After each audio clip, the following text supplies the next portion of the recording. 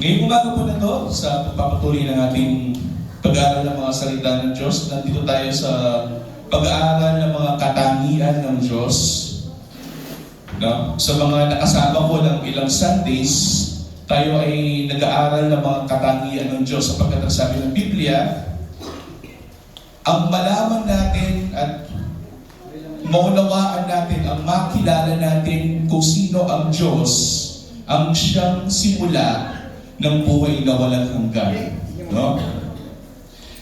Ang sinabi sa isang libro na aking binabasa, bawat Kristiyano ay kailangan theologian. Kapag sinabing theologian, meron siyang alam tungkol sa Diyos. Nag-aaral siya ng mga bagay na may kinalaman sa Diyos. Kaya nga tayo, ang focus natin ay yung mga bagay na may kinalaman sa Diyos. At ngayong umaga na ito, ang focus natin yung communicable attribute ni God, which is love. Last Sunday kasi ano yung communicable attribute ni God na ating pinag-aralan? Last 2 Sundays ago. Yung communicable attribute ni God na ating napag-aralan, ano kasi yun? Holiness, kabanalan. No? Ang Diyos ay banal at tayo ay hindi. At lahat ng katangian ng Diyos ay banal, kasama na ang kanyang pagmamahal, pag-ibig sa bawat isa sa atin. Kaya ngayong umaga na ito, focus tayo sa pangalawang communicable attribute ni God, which is love or pag-ibig. Diba? Rika, ano kasi 2 types of attributes ni God? Meron tayong non-communicable at saka communicable. Kapag sinabing non-communicable, siya lamang ang may hawak ng mga katangian na iyan. Pero pag sinabing communicable, ito yung naipapasa sa tao. Diba? Ito yung mga katangian ng Diyos na naipasa sa tao. So ano yung mga non-communicable na yun? Napag-aralan na natin yung self-existence, siya yung eternity, immutability, infinity, omnipresence, omniscience, omnipotence. Tayo ay limitado, pero ang Diyos ay hindi. Kaya hindi natin siya pwedeng ikumpara sa tao. No? Walang tao ang pwedeng ikumpara sa Diyos. No? Kaya kapag gawa tayo ng mga analogies, huwag natin gawing analogy ng tao kung i-compare natin sa Diyos, because God is uncomparable. He is holy. No? Kapag ang Diyos ay banal, wala siyang katulad. Kaya pag kumakanta tayo, walang katulad ang Diyos, sapagkat ang Diyos ay hindi maaaring tulad sa kahit kanino, kahit sa tao, kahit sa sinong nilalang. No? Pero ano yung pinag-aaral natin ngayon? Yung mga communicable attributes ni God na pwedeng ipasa sa tao. At yung pag-aaralan natin today is love or pag-ibig. 2 Sundays ago, pinag-aralan natin is kabanalan. Dati, kabanalan ng Diyos ay nakakamatay. Ngunit dahil sa isang haring nakaupo sa trono ng panahon ni Isaiah na nakita niya, itong hari na ito ay mayroong kaluwalhatian ng Diyos, pinupuri ng mga anghel. Ang kabanalan niya ay kagilagilalas, pero hindi ito nakakamatay, kundi ang kanyang kabanalan ay nakakahawa at naipapasa sa tao. At yung kabanalan na yun ay yung kabanalan ni Kristo. At yun yung dahilan kung bakit ang mga tao na nakay Kristo, Jesus na ating Panginoon, ay nabibigyan ng kabanalan dahil ang kabanalan mismo ng ating Panginoon ay nakakahawa. Sa mga lahat ng mga nakay Kristo, nagkakaroon sila ng kabanalan. Hindi na ipagtatrabaho ang kabanalan. Ito ay ibinigay ng Diyos sa atin ng libre sa pamamagitan ng pananampalataya kay Jesucristo. Kaya ang kaligtasan ay libre ayon sa biyaya ng Diyos. Pero ngayon pag-aaralan natin is pag-ibig. The communicable attribute of God, which is love. Naka-record? Okay. Ano yung love? Ito ang katangian ng Diyos na madalas gamitin ng mga tao ngayon. Yung love. Lagi natin sinasabi, God loves you. Lagi natin sinasabi, Jesus loves you. Pero ano nga ba ang popular na kahulugan at interpretasyon ng salitang pag-ibig. Ano nga ba yung pagkakaunawa ng mundong ito tungkol sa pag-ibig? I'm sure makarating kayo dito. Ang pag-ibig sa mundong ito ay ano? Kapag umaawit tayo ng mga bagay na may kinalaman sa pag-ibig o tinatawag natin love songs, yung ba yung pag-ibig? Yung nagdiriwang tayo ng Valentine's Day, February 14, because February 14, apparently for the world is the day of love, yung ba yung pag-ibig na malapit na, February 14, this week na. O yung mga nagbebenta ng pag-ibig, no? O yung mga sinasabi na bayaran mo ko at iibigin kita. Or pang-apat, yung mga nagsasabing pag-ibig ang sagot sa lahat. Yung ba yung tunay na pag-ibig? Maraming tao ang naniniwala dyan sa pag-ibig na yan. Kahit tayo, naniniwala tayo dyan. Na kapag ginagawa mo yung mga bagay na yan, you are expressing love. Amen po ba? Sa mundong ito, ganyan yung ginagawa nila. Pero, hindi po yan ang tama at biblikal na kahulugan ng pag-ibig. Sa Biblia, kapatid, ang pag-ibig ay mas malalim kaysa sa mga bagay na yan. Ano yung mali? Maraming mga tao ang nagbibigay ng kahulugan sa pag-ibig na wala ang Diyos. Na hindi kasama ang Diyos sa pagbibigay nila ng kahulugan sa pag-ibig. Pag-aaralan natin bakit mahalaga na kasama ang Diyos kapag binibigyan natin ng kahulugan ang salitang pag-ibig bilang Kristiyano. So sa panahon natin, ang pag-ibig ay nagiging isang emosyonal na response, isang emosyon lamang na nararamdaman ng tao, wala siyang ibang kahulugan. Basta nagkaroon ka lamang ng konting kirot sa iyong puso, konting pok sa iyong puso, pag nakikita mo yung tao, love na agad yun. No? Para sa mundo, sa panahon nito, yun yung kahulugan ng pag-ibig. Ano ba? Kapag sinabing pag-ibig, ito yung romantikong damdamin. Kapag meron kang romantic feelings para sa isang tao, that is pag-ibig. Ano ba? Kapag tinatanggap mo yung mali ng tao, ibig sabihin, iniibig mo siya. Yun yung sinasabi ng mundo. Iibigin kita kahit sino ka ba. Yun yung sinasabi ng mundo nito eh. Kahit sino ka ba. Kahit ano ka ba. Iibigin kita. Ano ba? Ano sinasabi ng mundo ito? Ang pag-ibig ay self-love. Ano yung katang yun? Learning to love, yourself is the greatest love of all daw yun. Yung mahalin mong iyong sarili. Is that biblical? Tama ba yan? Or what? No? Ngayon yung pag-aaralan natin ngayong gabi. What is the biblical term of love? Bakit ito mahalaga na mag-iba yung ating pag-iisip sa salitang pag-ibig? Ngunit ayon sa Biblia, ang pag-ibig ay hindi inimbento ng tao. Ito ay hindi damdamin ng tao. Ito ay hindi galing sa tao. Ano ba yung tunay na pag-ibig? Bilang Kristiyano, kailangan pinapaniwalaan natin ito. Ang tunay na pag-ibig ay nagsisimula sa Diyos. Ang tunay na pag-ibig ay nagsisimula sa Diyos. That is the essence na pag-aaralan natin ngayong gabi na ito. Umaga na ito, sorry. Hindi natin maunawaan ang pag-ibig kung hindi natin kikilalanin kung sino ang Diyos. Bakit? Kasi malinaw sa Biblia, ang pag-ibig ay, first point, ang pag-ibig ay likas ng katangian ng Diyos. Kapag sinabing likas na katangian ng Diyos, ito ay sa Diyos lamang galing at ito, pag-ibig na ito ay Diyos. Ang Diyos ay pag-ibig. Ang Diyos ay hindi lamang umiibig. Ang Diyos ay hindi lamang nagpapakita ng pag-ibig, kundi ang Diyos mismo, ang Diyos natin sa langit mismo, ang pag-ibig. Siya ay pag-ibig. Kung wala ang Diyos natin, walang pag-ibig. The existence of love equals the existence of God. Or vice versa. The existence of God is the existence of love. No God, no love. Kahit nandiyan yung mga tao, kung walang Diyos, walang pag-ibig, because God is love. Yung pag-aaralan natin ngayong umaga na ito. At bakit natin nasasabi yan? So 1 John chapter 4 verse 7 to 8. Medyo mag-remote tayo dito sa 1 John.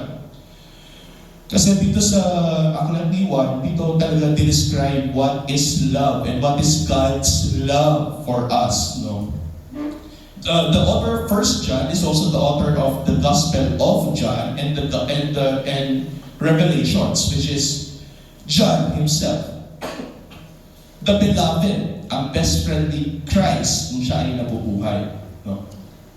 So 1 John chapter 4 verse 7 to 8. Mga minamahal, sabi ni Juan sa pagsusulat niya sa mga Kristiyano noong unang panahon, mag-ibigan tayo sa isa't isa sapagkat ang pag-ibig ay sa Diyos. Again, mag-iibigan daw tayo sa isa't isa because love is for God. Ang pag-ibig ay sa Diyos. At ang bawat umiibig ay ipinanganak ng Diyos at nakakakilala sa Diyos. Tingnan mo muna yung term na yun.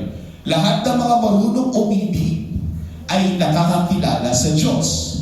Meaning, ang mga tunay na umiibig ay yung mga tunay na nakakakilala sa Diyos. Pwede ka bang umibig na hindi mo nakikilala ang Diyos? Oo, kaso ang pag-ibig mo ay hindi nakabase sa katotohanan ng Diyos, kundi nakabase sa katotohanan ng mundong ito. Ano yung sinabi natin? Ano yung katotohanan ng mundong ito? Ang pag-ibig ay ito. Emosyon lamang, romantic feelings, pag-ibig na mababaw at hindi nakaangkla sa tunay na pag-ibig na sinasabi ng Biblia. Ngunit sa mga tao, kinikilala nila ang Diyos at nakikilala nila ang Diyos. Sila ay nakaranas ng tunay na pag-ibig. Kasi ang Diyos ay kasama. Kaya ang pag-ibig ay Diyos. Pero that is not the point. The point here is verse 8. Ang hindi umiibig ay hindi nakakakilala sa Diyos. Ibig sabihin yung umiibig dyan, in terms ay yung umiibig na mayroong kasamang katotohanan ni Kristo. Kung hindi mo naintindihan yung katotohanan ni Kristo, pero ikaw ay umiibig, hindi ka pa rin sa Diyos. No? Let's define the terms. Bigyan natin ang distinction. Ang sinasabi ito, ang hindi umiibig ay hindi nakakakilala sa Diyos. Sapagkat, ang sinasabi dito ni Juan, ang Diyos ay pag-ibig. Regardless, if you are loving, it is God who is the reason why you are loving at the first place. Ang Diyos, kapag tingnan natin yung verse nito, ang Diyos ay hindi nagmamahal dahil mabuti tayo. Ang Diyos ay hindi nagmamahal base sa ating kagalingan dito sa mundo ito. Mas magaling si ano, kaya mas mahal ko siya. O mas mabuti si pastor, kaya mas mahal ko si pastor. No, hindi ganoon yung pagmamahal ng Diyos. No? Kasi ang pag-ibig ng Diyos ay hindi babago-bago. Kasi pwede namang kinabukasan, mas magaling si Sister Lani kaysa kay Brother Alvin. So, mas mahal ko na si Lani ngayon kaysa kay Alvin. No, hindi pa bago-bago yung pagmamahal ng Diyos. Hindi ka mukha ng tao, no? Na nag-iba yung kanyang pag-ibig. Pero ang Diyos ay hindi pa bago-bago. Ang sinabi sa Biblia, ang ibig sabihin nito, ang biblikal na interpretasyon ng pag-ibig ay ano? Ang Diyos ay ganap na pag-ibig. He is 100% perfectly love. The embodiment of love Himself is God. Siya ay pag-ibig. Ang Diyos ay pag-ibig. At ang Diyos ang pinagmulan ng pag-ibig. Kung hindi galing sa Diyos yung pag-ibig mo, ibig sabihin dito tunay na pag-ibig. At itong pag-ibig na ito, pagdating ng panahon ay marupok at mawawasak. Kaya meron tayong mga kasalan na nauuwi sa hiwalayan. Dahil hindi tunay yung pag-ibig. Merong boyfriend, girlfriend na matagal nang nagsasama for 10 years, tapos bigla nilang mag-iiwalay. Akala ko sila na. Pero hindi matutuloy. Kasi ang pag-ibig nila ay hindi nakaangkla sa tunay na pag-ibig. So pag-aralan natin, bakit natin sinasabi na ang Diyos ang ganap ay ganap na pag-ibig, siya ay pag-ibig, at siya ang pinagmulan nito. Point number 2. Ang Diyos bilang pag-ibig ay ibinuhay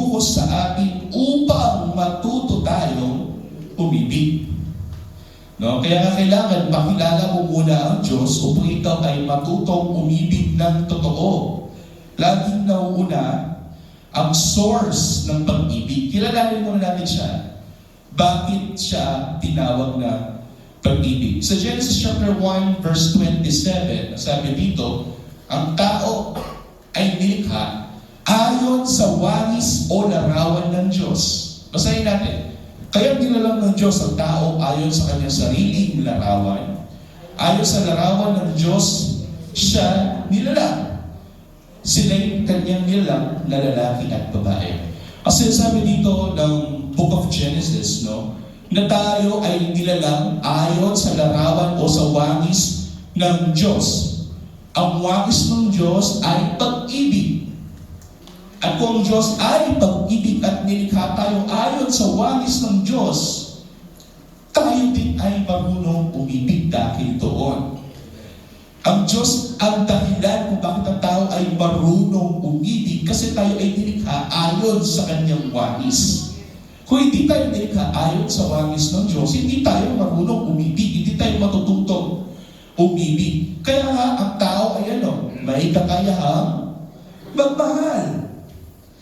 No? Kaya nga tayo meron kakayahang magmahal dahil ang naglikha sa atin is the embodiment of love Himself. Ang Diyos ay pag-ibig. Ang larawan niya ay pag-ibig. Ang katangian niya ay pag-ibig. Kaya nga tayo marunong magmahal. Ngunit malinaw na kahit tayo ay nilikha ayon sa wangis ng Diyos, ayon sa pag-ibig, hindi natin siya kamukha sa kanyang tunay na pag-ibig. Bakit? Ito yung comparison natin.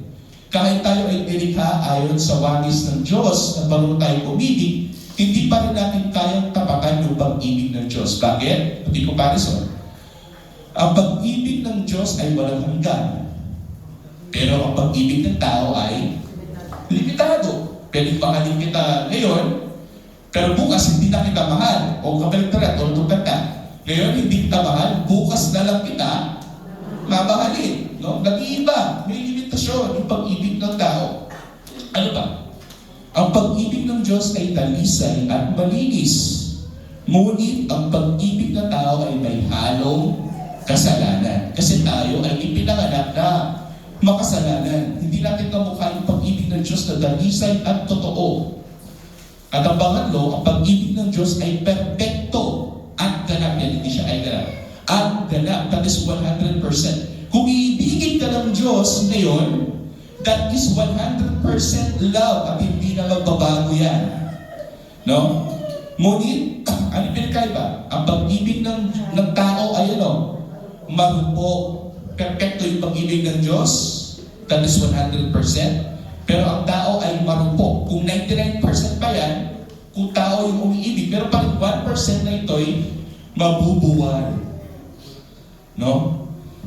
Ibig sabihin, kahit tayo ay nilikha ayon sa wangis ng Diyos, hindi pa rin natin kayang abutin yung tunay na pag-ibig sapagkat ang tunay na pag-ibig ay sa Diyos. At ang Diyos ay pag-ibig.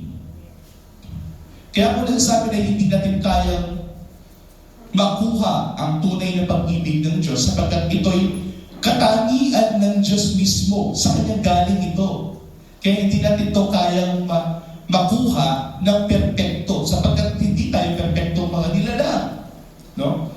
Kaya nga ang pangatlong puntos, ang pag-ibig ng Diyos ay banal. At ito'y hindi sentimental. Ano ibig sabihin yan?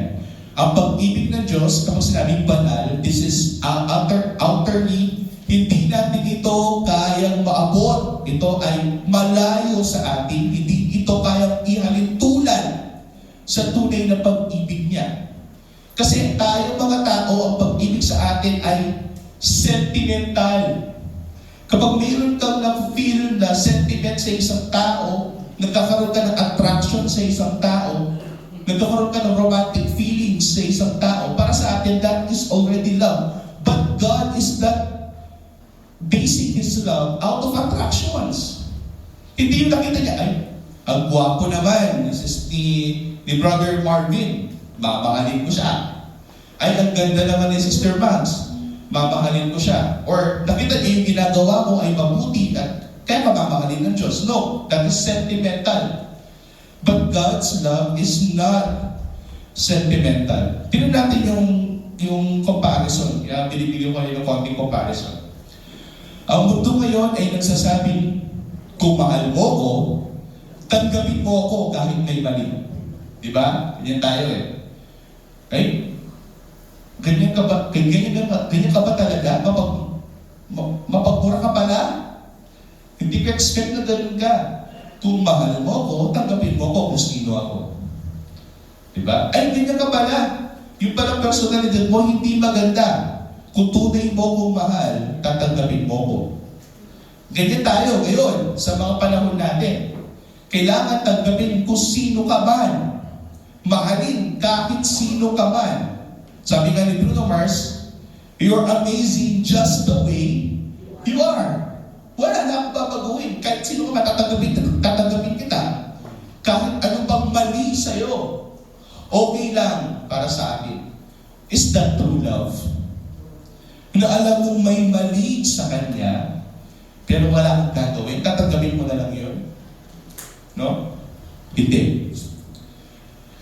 Hindi kailanman hihiniwalay ng Biblia ang pag-ibig sa kabanalan.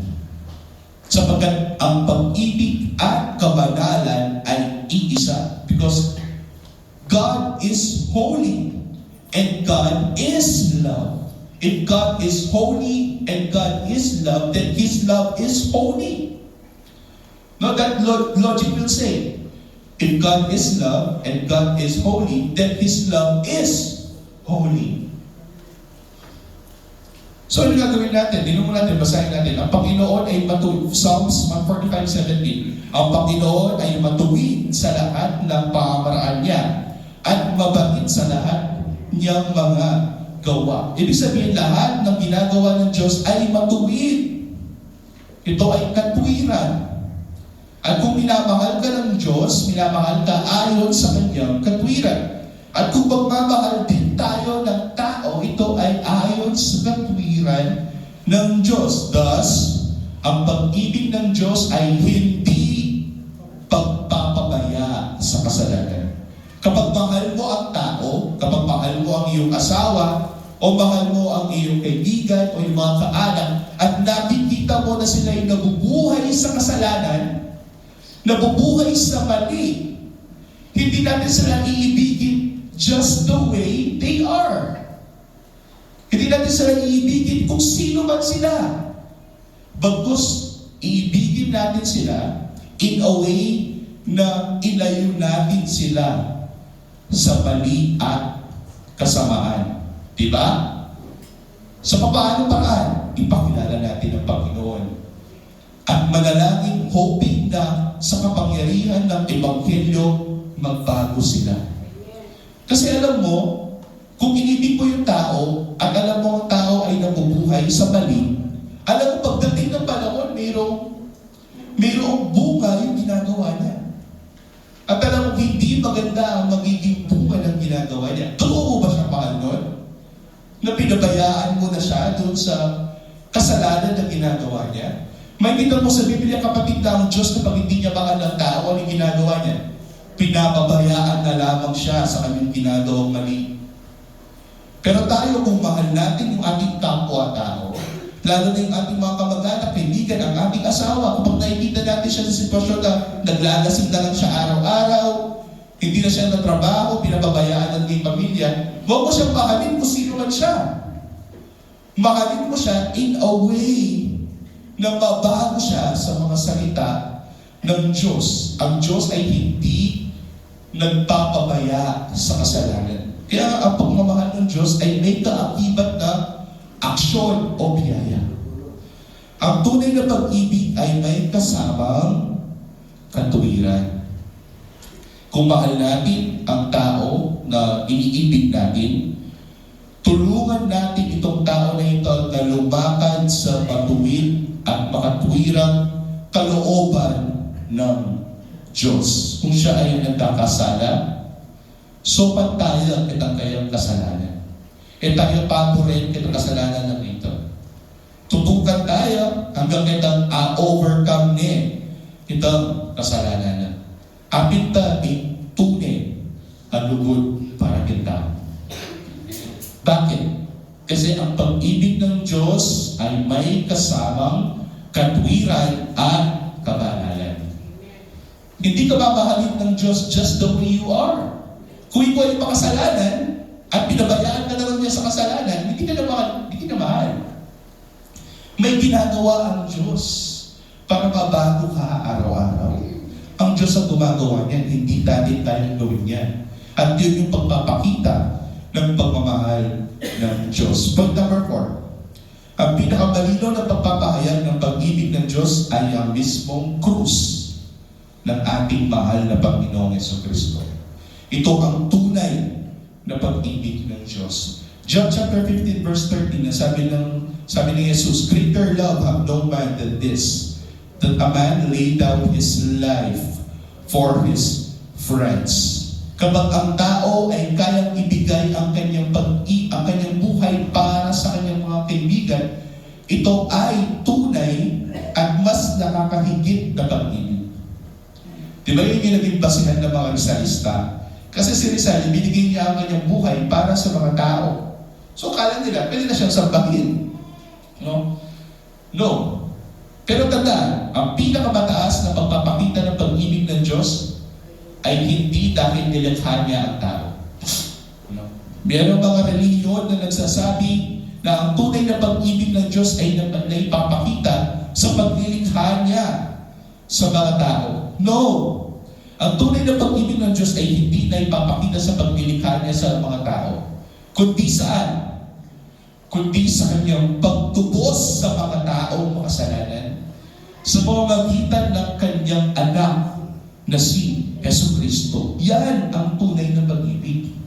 Tingnan natin, basahin natin sa Romans chapter 5 verse 8. Ang sabi dito, "Subalit pinatutunayan ng Diyos ang kanyang pag-ibig sa atin na noong tayo'y mga makasalanan pa, si Kristo ay namatay na para sa atin." Pinag-aralan natin yan.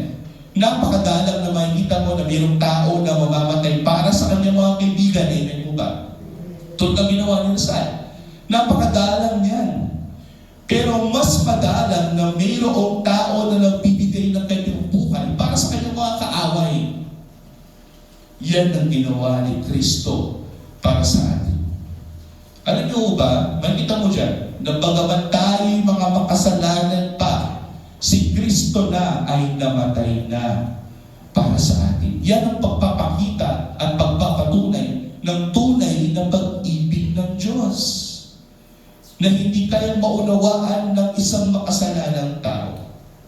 Hindi sinasabi ng kasulatan na minahal tayo ng Diyos dahil tayo'y mabuti, o minahal tayo dahil tayo'y karapat-dapat, o minahal tayo sapagkat tayo'y matapos na kanya tayo'y pinago, doon pa lang niya tayo minahal. No!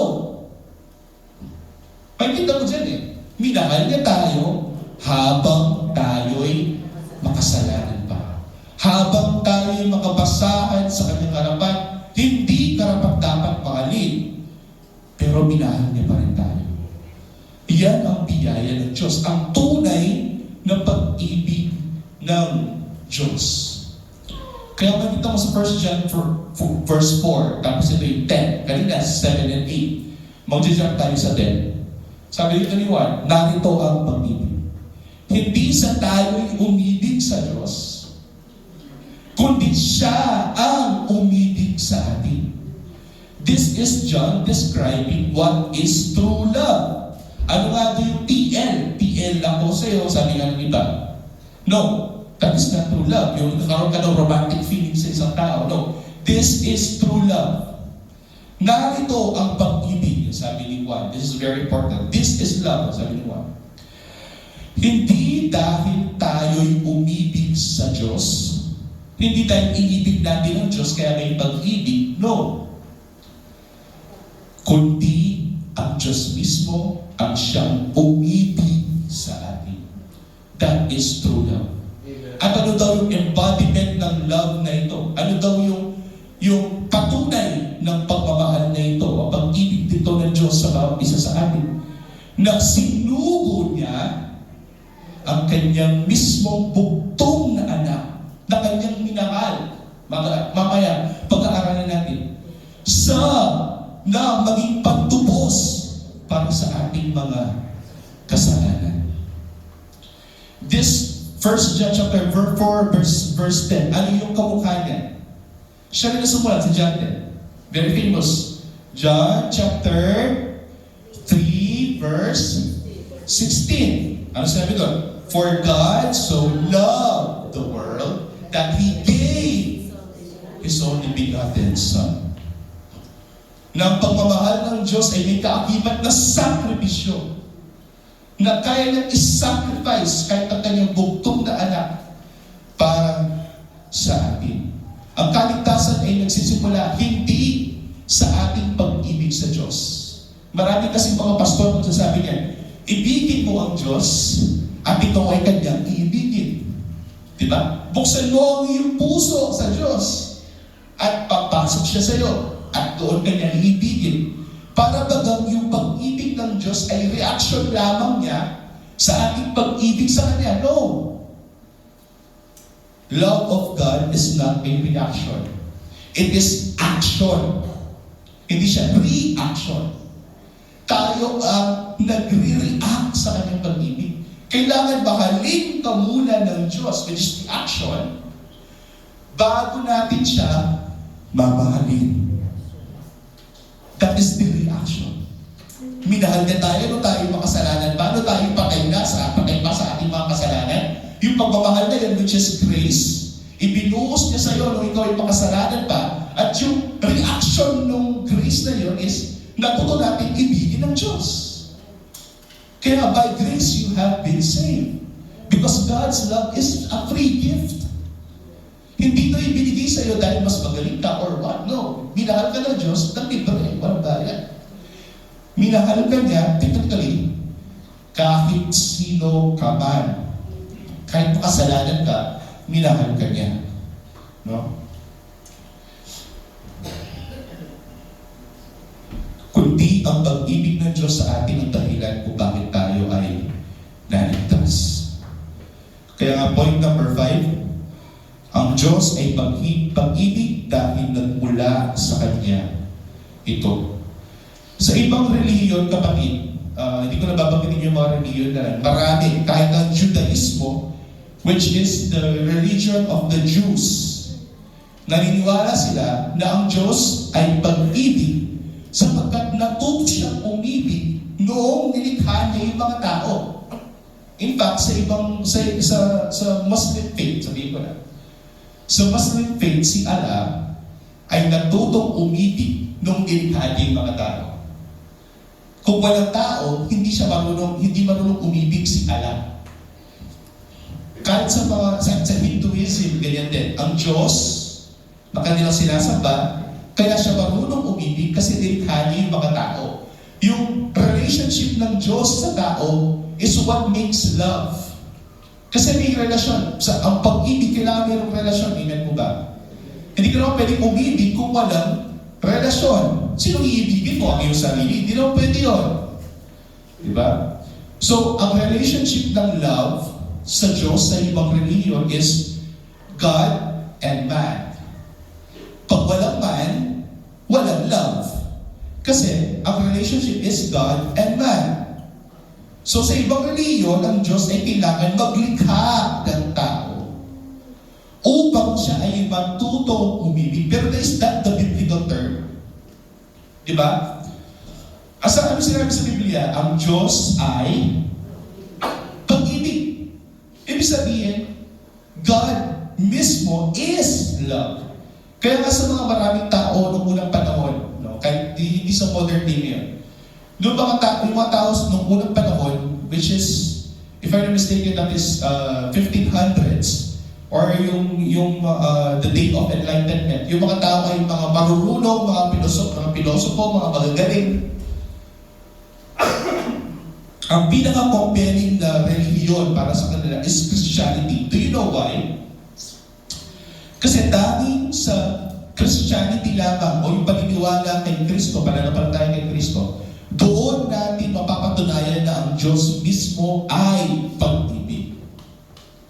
na hindi niya kailangan maglikha ng tao upang siya ay matutong umibig.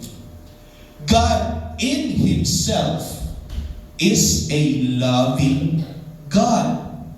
Pag-aralan natin. Diba? Ngunit ang itinuturo ng Biblia ay ang Diyos ay pag-ibig kahit walang mga nilalang, kahit walang mga anghel, kahit walang mga tao, ang Diyos ay pag-ibig. Basta, panalap siya. Bago pa nagkaroon ng mundo at ang tao, ang Diyos ay umibig. Basahin natin sa pananalangin ng ating mahal na Panginoong Jesucristo sa krus, bago siya ipako sa krus, which is John chapter 17, verse 23 to 24. This is the high priest prayer of our Lord Jesus Christ. Ito yung dahilan kung bakit nalalaman natin na tayo ay mayroong kaligtasan kay Kristo. Kasi bago siya ipinako sa krus, ipinalangin niya tayong lahat sa Ama. Ang kanyang panalangin ang dahilan kung bakit tayo ay mayroong kaligtasan. At ito yung sinabi niya sa John chapter 17 verse 23 to 24. Pinag-aralan natin ito Wednesdays before. Ako'y nasa kanila at ikaw ay nasa akin. That is the embodiment kung paano tayo minamahal ng Diyos. The Father is in Christ and Christ is in us. Thus, because we are in Christ and the Father is in Christ, we have union in Christ. We have union with the Father. Diba? Dahil pareho tayo na kay Kristo. Kaya we have union in Christ. Pinag-aralan natin yan. Ako ay nasa kanila, sabi ni Kristo, at ikaw, Ama, ay nasa akin, upang sila'y maging ganap na isa, upang malaman ng sanlibutan na ikaw ang nagsugo sa akin, upang maintindihan daw natin kung bakit isinugo ng Ama ang anak. Sila'y iyong minahal, kung paanong ako'y iyong minahal. The Father loves the Son. And if we are in the Son, then we are also loved by the Father. Ito yung sabi ni Kristo dito. Pero basahin natin sa 24. Ama, sabi niya, nais ko ang mga ibinigay mo sa akin, that is John chapter 6, na mga ibinigay ng Ama sa anak ay maliligtas. Nais ko ang mga ibinigay mo sa akin ay makasama ko kung saan ako naroroon. Ibig sabihin, kung nasa langit man si Kristo, pupunta rin tayo sa langit. That is the point. No? Upang makita nila ang kaluwalhatiang ibinigay mo sa akin. Upang malaman natin ang kaluwalhatian ng Diyos ay na kay Kristo Jesus. Bakit ito nasabi ni Kristo? Next verse. Sapagkat ako'y minahal mo bago pa natatag ang sanlibutan. There is a relationship in God that the Father loved the Son. From eternity past, bago pa itinatag ang mundong ito, there's already a loving relationship in God. Kaya nga sabi, because Christianity is so compelling, yung mga ibang reliyon, hindi nila mapatunayan ito. That God is love, dahil kailangan niyang likhain yung mga tao. Pero in Christianity, God is love Himself because He has been loving the Son from eternity past. Bago pa naitatag ang mundong ito. Kaya nga ang Diyos ay pag-ibig. At alam niyang ipasa sa atin ang kanyang larawan ng Diyos pag-ibig at marunong tayong magmahal. Sapagat ang Diyos ay nagmamahal noon pa bago pa tayo nilikha sa mundong ito. This is so compelling na maraming mga tao nang nag-convert sa Christianity dahil sa katotohanan ito. Kaya ipinahayag ng salita ng Diyos na siya ay pag-ibig dahil ang Ama ay iniibig ang anak bago pa itinatag ang mundong ito. At dito ako tatapos. Ang pag-ibig ng Diyos sa atin ay ang katiyakan natin at ang ating kapahingaan. Ito ang napakagandang katiyakan ng Ebanghelyo. Ang pag-ibig ng Diyos ay hindi napuputol. Romans 8:13-13. Sapagkat ako naniniwalang lubos, sabi ni Pablo, na kahit ang kamatayan man, ni ang buhay, ni ang mga anghel, ni ang mga pinuno, ni ang mga bagay sa kasalukuyan, ni ang mga bagay na darating, ni ang mga kapangyarihan, ni ang kataasan, ni ang kalaliman, ni alin pa mang nilalang, kahit angkin pa yan, ay hindi makapaghiwalay sa atin sa pag-ibig ng Diyos. Kung tayo ay na kay Kristo Jesus. Because we have union with God through our Lord Jesus Christ. Paano tayo dapat tumugon sa pag-ibig ng Diyos? Sambahin natin ang Diyos dahil sa kanyang pag-ibig. Punta tayo sa church, sambahin natin siya dakil-dakila ang kanyang pag-ibig. Maintindihan mo ang pag-ibig ng Diyos. Kaya nga, dahil ito pinag-aaralan, para maintindihan mo lalo. At kung naiintindihan mo lang ang pag-ibig ng Diyos na minahal ka niya kahit ikaw ay makasalanan pa, magpahinga ka doon sa katotohanan iyon. Take rest in Christ. Sabi nga ni Kristo, magsipahin kayo sa akin at kayo ay aking pagpapahingain. I will give you rest. Magpahinga tayo sa katotohanan na ito.